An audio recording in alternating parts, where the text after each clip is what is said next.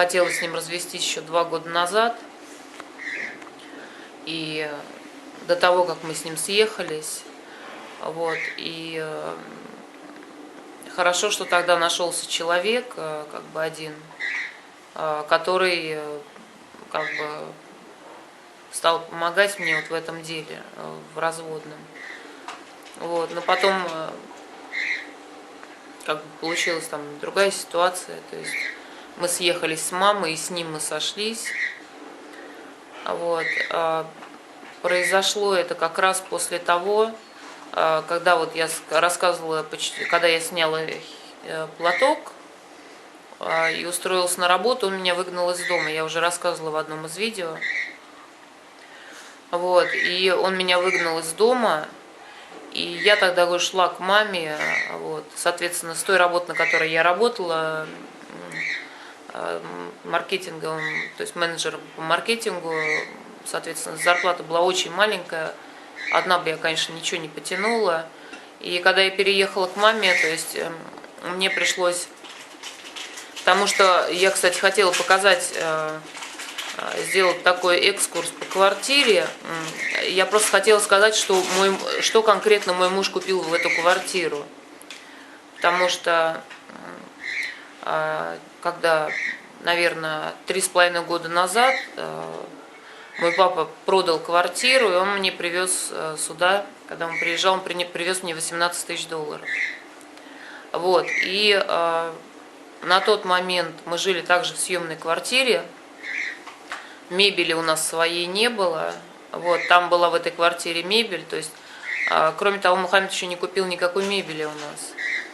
И когда я получила эти деньги, 18 тысяч долларов, первое, что я стала делать, я стала покупать мебель. Я купила спальню Дэнни, я купила спальню девочкам, я купила 3 кондиционера, я отдельно купила маме в квартиру мебель.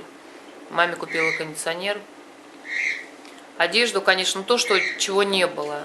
Вот, и эти деньги, как бы, они разошлись. Вот, и, то есть, когда он меня выгнал, вот, когда я устроилась на работу и сняла хиджаб, то есть я забрала с собой мебель, и из-за того, что он денег не давал, мне пришлось продать вот эту спальню хорошую девочек, и пришлось продать 2 кондиционера. Так что, поэтому, когда мы заезжали в эту квартиру, вот, обратно съезжались, соответственно, девчонки остались без спальни. Спальню он так им и не купил. Вот, то есть, благодаря тому, что он меня тогда выгнал, я продала и спальню. Там была хорошая спальня Китти, такая хорошая, со шкафом, с тумбочкой, с прикроватной. И еще плюс 2 кондиционера пришлось продать. Вот. Я хотела показать просто, чтобы не было как бы голословно. Вот. Вот здесь у нас коридор, и здесь стоит вот Дэнин шкаф, то, что я покупала от его спальни. Вот, вот здесь стоит тумбочка. Вот тумбочка вот это тоже от Дэниной спальни. Стул и стол покупала я. Моя мама, когда уезжала от нас, оставила вот эти 2 кровати. Телевизор покупал Мухаммед. PlayStation покупала я. Дальше. Стул даже вот этот пластиковый оставила моя мама, когда уезжала. Шторы все, тюль покупала я. Стул, который уже разломался, покупала я. Стол, когда была спальня, покупала я. Лего мой папа привез. Книжки, которые здесь есть, тоже мой папа прислал. Я специально это говорю, чтобы было как бы не было недоговоренности, что и как. Вот, тренажер покупала я, когда работала. Спальню покупала я, вот эту кровать Дэнни. Кондиционер, который висит, покупала я. Шторы, опять же, с тюлью покупала я.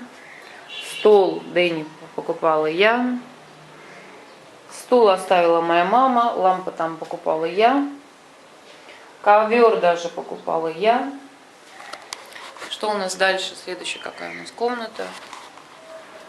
Следующая комната — это где спит мой муж и где спит моя старшая дочь. Вот это кровать. Плед покупала я.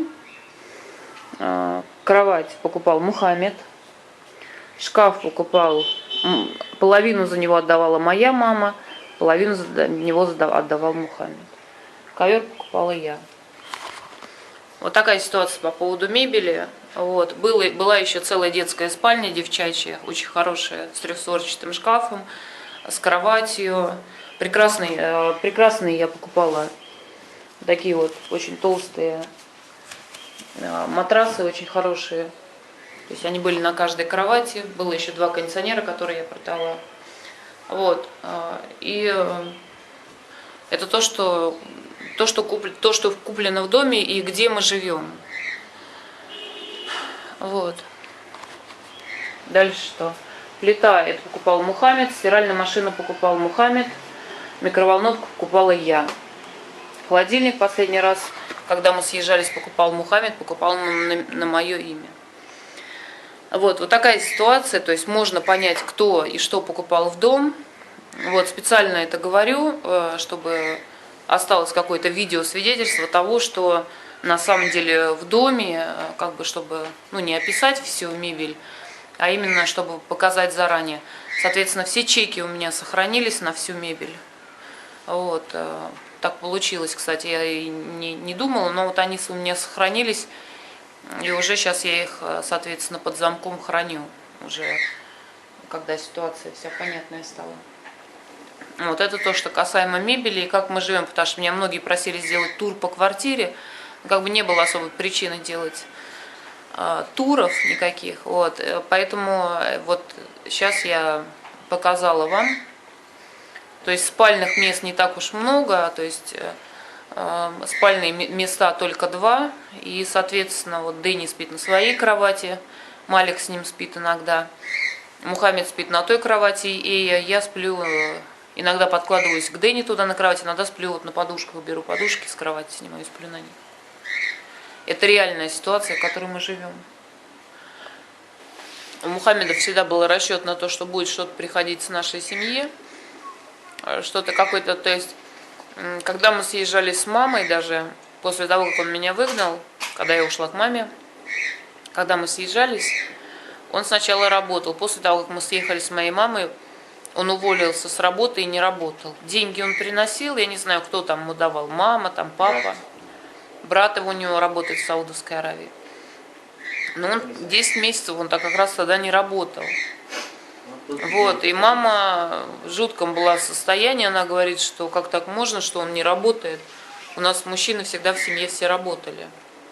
У нас такого никогда не было. Вот. И как бы 10 месяцев он просто сидел до последнего, он не работал. Мама потом нашла себе квартиру, мама съехала. И вот он еще несколько месяцев не работал, потом он устроился на работу.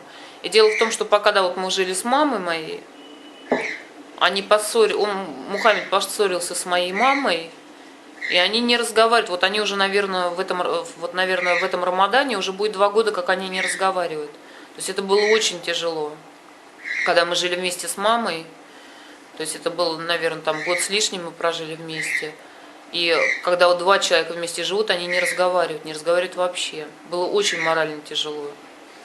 И вот по сей день, то есть он с ней не разговаривает, мама тоже с ним, конечно же, не разговаривает. Она говорит, я старше его, он мне в сыновья годится, как он так себя ведет. Вот, то есть вот это вот неуважение. И я просто почему показала мебель? То есть мебель покупалась мной, вот это вот, предположим, мамино кресло, мамино вот это вот, как софа. Его семья ничего не купила сюда. То есть семья его не купила никакие ни диваны, ни кровати, никакой мебели.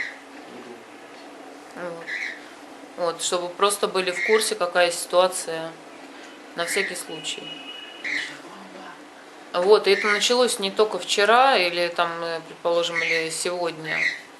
То есть ситуация такая, она была всегда. То есть по поводу мебели, по поводу всего, по поводу квартиры, что у него не было своей квартиры никогда. Снимали квартиру, потом еще один богатый человек предоставил, пока он строил дом, мы там жили в этом доме, в строящемся доме, на стройке практически. Он нам предоставил квартиру, мы там жили бесплатно. Когда Малик как раз это было, я была беременная, потом Малик родилась, вот мы жили вот в этой квартире, которую нам предоставил вот этот мужчина бесплатно, в строящемся доме, на стройке мы жили. Мы заехали на 5-й этаж, там еще даже стен не было. В тот день, когда мы въехали, там поставили стены, и потом поставили окна. И мы жили в этой квартире под звон отбойных молотков, потому что дом продолжал строиться, мы въехали, мы жили на 5-м этаже, по-моему, а дом потом вырос до 12-этажного. То есть все вот это время, пока дом рос, мы все это время там прожили. Сначала мы жили на 5-м этаже, потом на 6-м, потом переехали на 12-й этаж. То есть кошмар. И это был все время строящийся дом. И жили мы там абсолютно бесплатно. Это было, наверное, может быть, года полтора, наверное, это все продолжалось. Мы жили в этой квартире. Потом дом отстроился, соответственно, этому мужчине уже было невыгодно, что мы жили в этих квартирах, потому что квартиры дорогущие в этом районе. И мы съехали к другому человеку, к другому, который также строил дом, и мы также опять въехали в строящийся дом. Тоже дом был построен, по-моему, этажа до 7-го тогда. И вот мы въехали в один из последних этажей, также въехали абсолютно за бесплатно. Вот. В Египте такая система, что если есть, когда дом строится, они получают разрешение на строительство, предположим, на первые 4 этажа. Остальные все этажи строятся нелегально. И вот для того, чтобы дом не разрушили, вот эти оставшиеся этажи, потому что полиция едет, если они смотрят, что дом застроен высшей этажностью, то вот эти этажи просто разрушают. А для того, чтобы не разрушили дом, как раз вот и селят вот такие семьи на последние этажи, потому что по закону не имеют права выгнать семью, если там кто-то живет, и начать разрушать. Вот поэтому мы жили сначала в одном таком доме, потом мы жили в другом доме.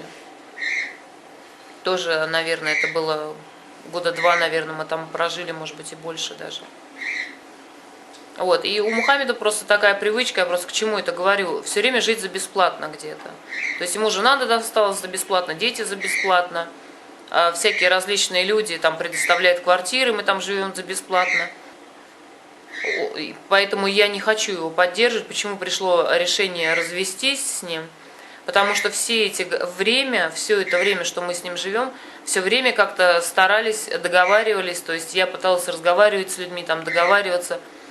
То есть у него никогда этой возможности не было. Но он так прекрасно пристроился, что кто-то предоставляет квартиры, кто-то дает деньги. То есть, а последнее время он вообще разболтался, что ему даже не обязательно работать. То есть он